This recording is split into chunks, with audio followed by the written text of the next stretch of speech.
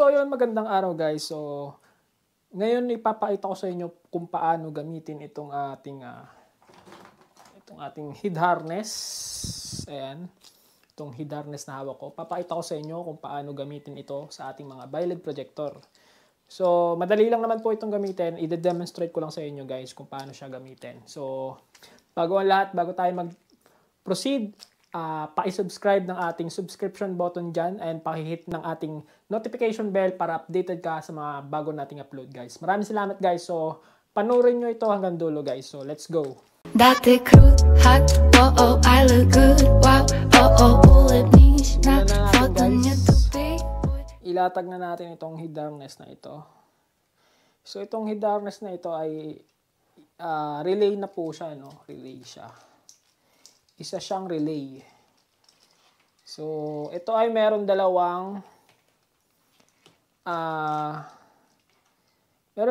dalawang pagkakabitan mo ng BioLED projector. Itong H4 yung kanyang socket. Kung di ako nagkakamali. So yun. Ito yan, dalawa po yan. Left and right. Dalawa po siya, left and right. So itong socket na to ay sa mga sasakyan. So meron siyang dalawang socket diyan. Meron siyang positive and negative na wiring. So itong block na ito is for negative wire. So ito namang nakalagay diyan na isang wire is pula, positive po 'yan. Tapos ganun din dito sa kabila. Negative, positive. So meron din tayong additional for wiring naman for ano tawag dito? High beam. Ito yung low beam niya. Ito, low beam na 'yan. Ito yung magsisilbing high beam niya, no. Ito. Dalawa rin 'yan, guys.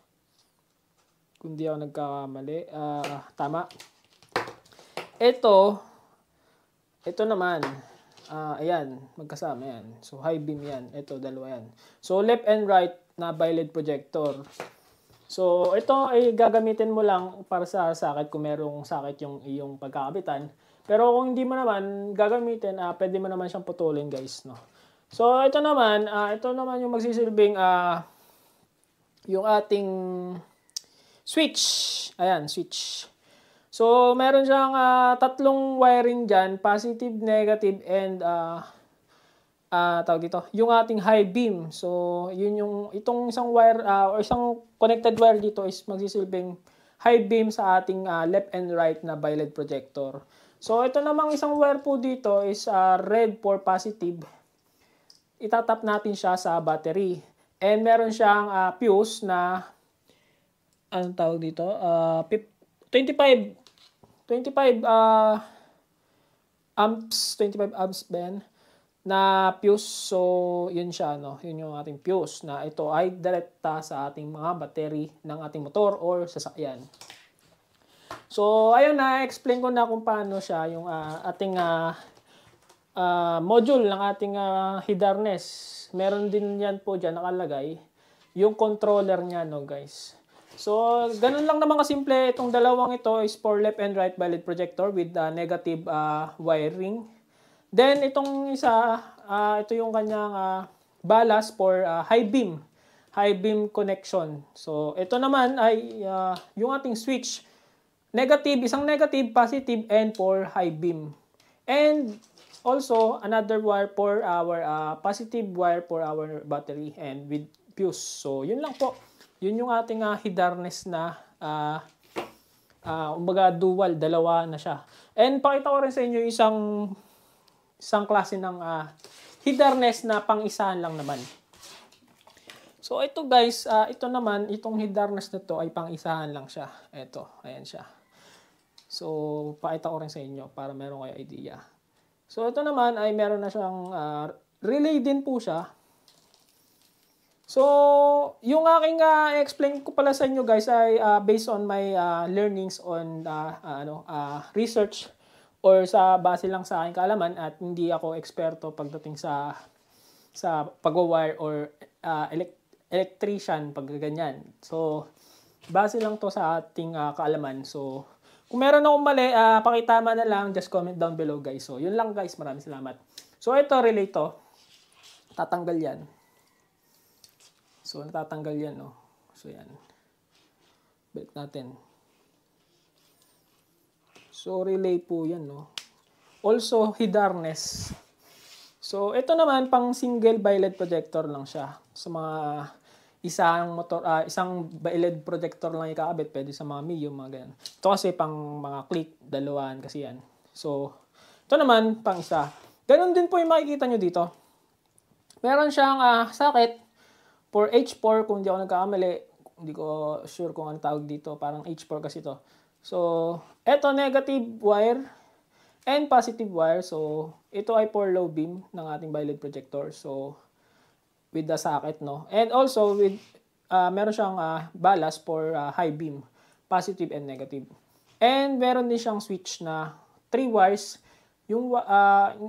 Yung black is negative.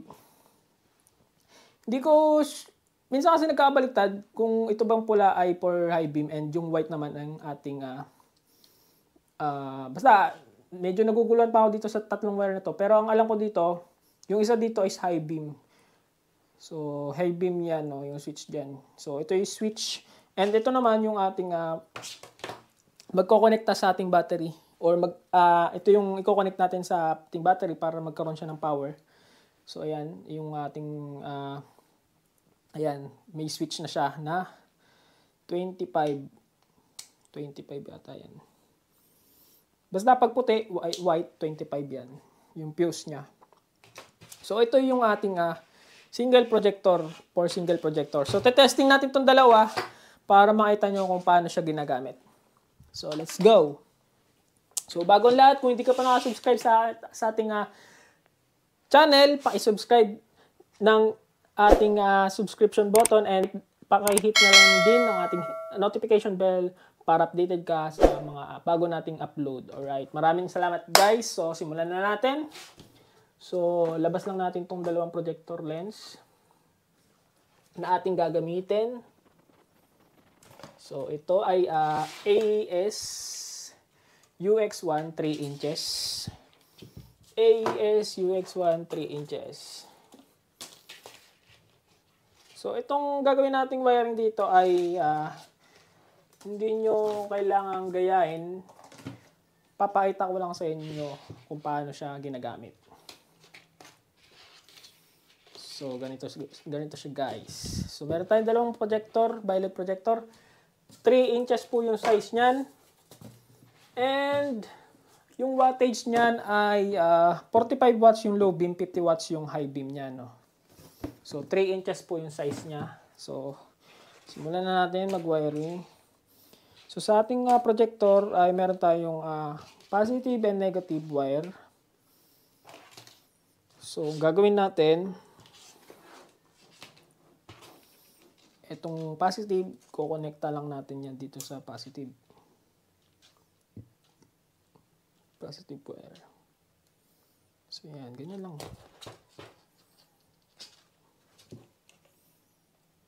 Positive wire.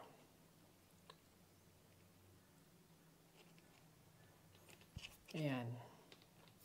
And yung negative naman is ito.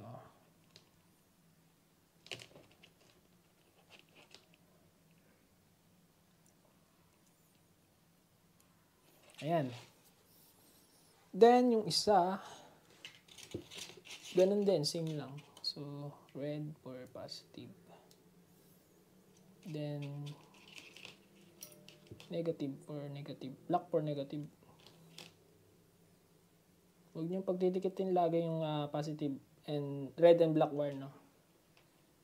Para iwasan yung mag-short or magpagkasira ng ating mga device. So, nadikit ko na yung ating no? Next natin is yung ballast. Ballast niya ay meron positive and negative. So, dito naman, pwede po siya magkabaliktaran, depende sa socket. Minsan, pwede naman po yung magkabaliktaran. Walang problema dyan. So, dito lang, pagkadikit mo ng socket, may automatic sa socket, meron na siyang red and wire na connection. Red and black wire na connection. No? So, pwede nyong sundan. Pero pwede po yung magkabaliktad. So, ganun lang din. Dito naman sa ating head harness, puntahan lang natin yung red. Sundan lang natin yung wiring niya. Yun lang din naman susundan natin, guys. So, yan. Ganun din sa kabila. Yung ating balas, no? Negative. Then, red wire for positive. Tusok nyo lang maigi kasi para matest nyo. Kasi pag lumuwag or natanggal, hindi nyo malalaman, guys. Natatanggal kasi. So, yan. Nakanik na natin. Positive, negative, lahat yan. Ganon din dito. So, yan. Dapat, ano yan, secured yung pag-tap nyo para hindi matanggal. Para pag tinest-light nyo, hindi nyo masabi na hindi umiilaw, no? So, ngayon naman, kukuha tayo na itong mga jumper na to para hindi tayo mahirapan, no? So, gagawin ko ay etong mga negative niya, kukunin ko. Negative ng ating balas. Kunin natin yung mga negative naman. Pwede yung pagsamahin na rin yan eh. Pwede yung pagsamahin, guys. Negative. So yun, may natanggal. Yan, pinagsama ko na yung negative ah. Then, balik lang natin, natanggal kasi.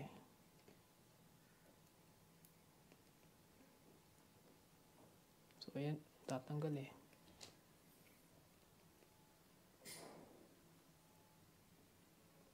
So ayan.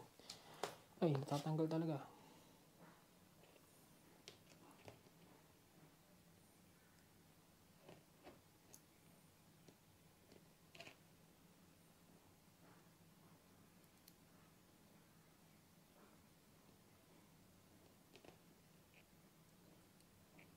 Ayan, nakabit ko na.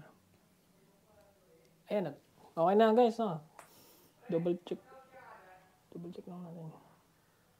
So, okay, wait, working. So, ito naman, tatap lang natin ito sa negative. Negative, no? Negative connection. Tap na natin ito sa negative. Yan. Then, etong isa, ito yung sa positive natin, no? So, ito yung battery natin. Tap lang natin yan sa positive. Yan. So, dito na yan mag-work sa, sa ating switch. So, isa for negative. Connect na natin yung negative natin. So, hanapin nyo lang yung block. Yung block yung negative natin, guys. So, yun yung negative natin. Tap na natin sa negative. So, ngayon, kukuha pa ako ng isang jumper para sa ating trigger or positive, no? So, ngayon, kukonek ako ngayon sa battery. Or, ito na lang muna, yung ating low beam, itong red. So, ito yan, wala pa tayong high beam. So, ngayon, ilalagay ko siya sa positive. So, umilaw, dalawa. Okay. Etong isa, for high beam yan. So, hindi yan, try natin kung ilaw din. Ayan. Nailaw din naman. So, teka lang. So, tama. Ito yung white niya is yun yung low beam. Ayan. Low beam niya yan. Tapos, yung red is for reflector high beam niya. Kuha pa tayo isang jumper.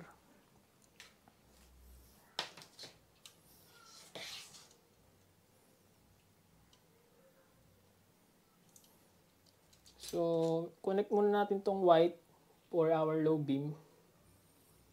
Yan. Ito yung ating, yung red naman, yun yung magsisilbing high beam natin. So, tatap lang natin sa positive ulit. So, siya, para magkakaroon na siya ng high beam, no? Every time na itatap natin siya sa positive. So, yan po siya. Ayan. Yan yung high beam niya, no? So, parang hindi gumagana yung isa. Teka lang. Check natin guys. Hindi gumagana yung isa eh. Baka may natanggal. Hindi gumagana yung isa.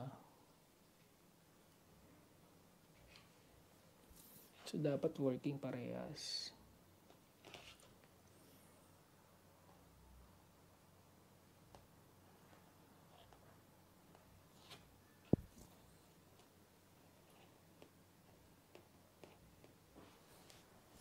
So, try natin ulit.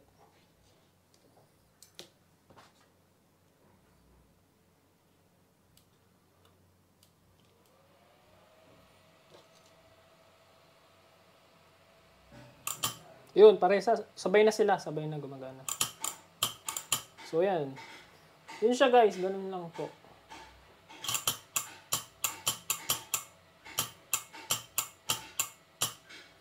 So, yun. Ganun lang. Kadali.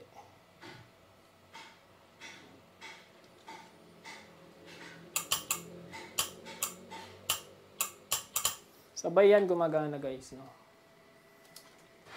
Pakita natin ng close-up.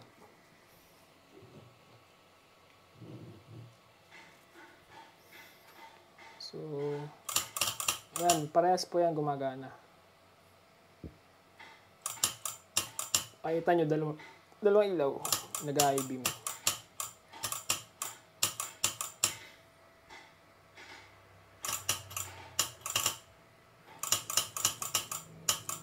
So, ganun lang guys, kasimple yung ating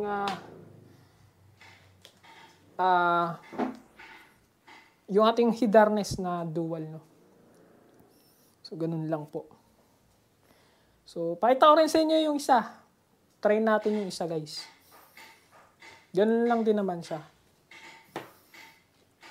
So, tanggalin lang natin.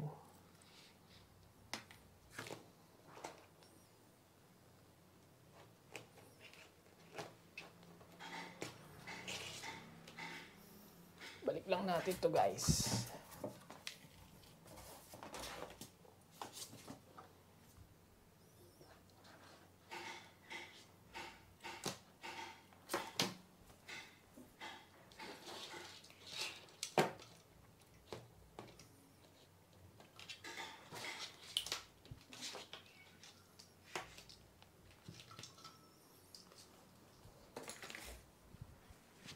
So, yung ating isang head harness for single projector. Labas natin. So, ganun lang din ito for positive. Ito naman switch. Kasi ito yung ating 4-hour violet projector.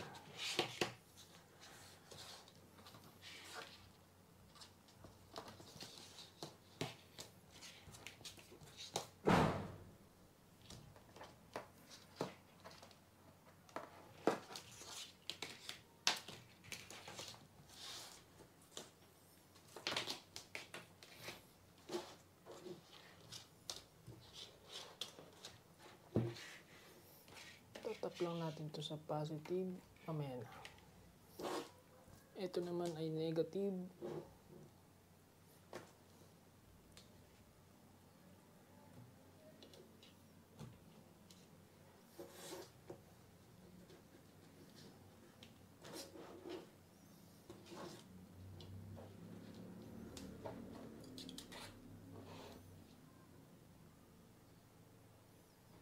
Positive, negative, no guys.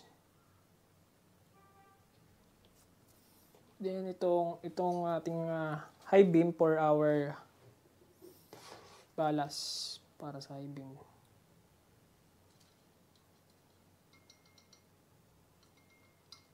So yan, connected na. Then itong ating switch. Switch. Black for negative.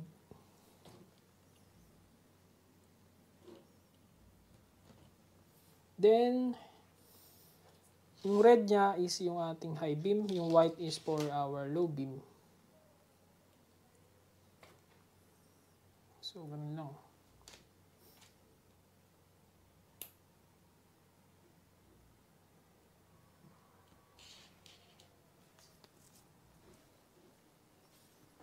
So, itong ating red is for high beam naman. No?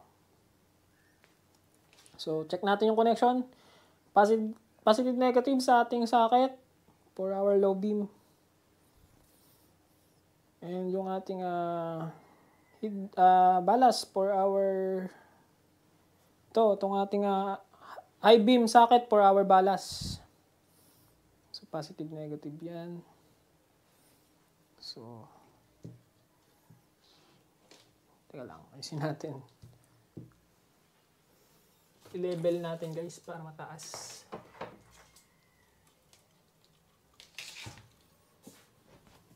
Yan.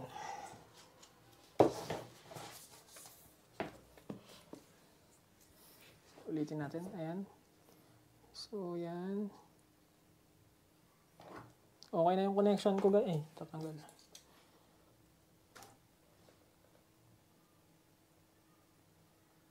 Tusok nyo lang maigi para hindi matanggal guys. Kung magte-test light lang kayo. Para sa test light lang naman yun eh. So okay na. Try na natin. So wag nyo lang pagdidikitin tong tatlo. Magkadikit-dikit.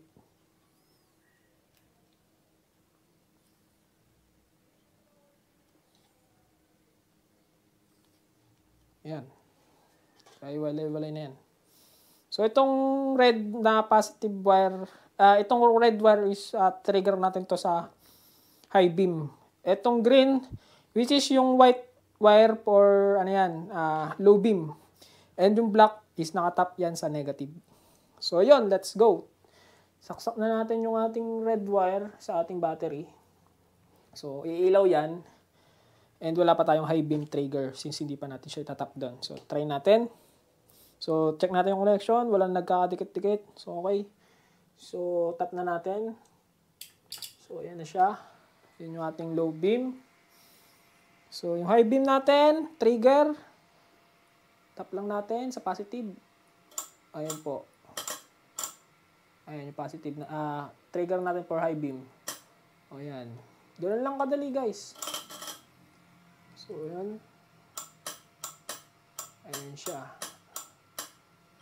Working.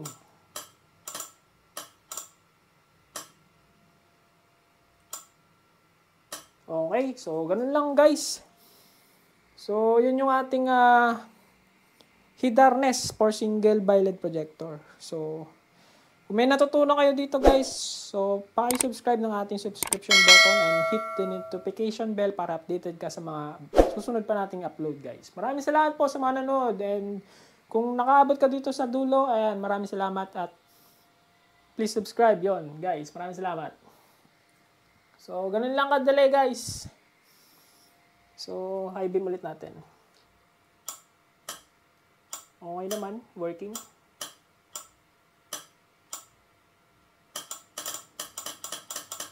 So, yun lang. Ganun lang kasimple. Alright, maraming salamat guys.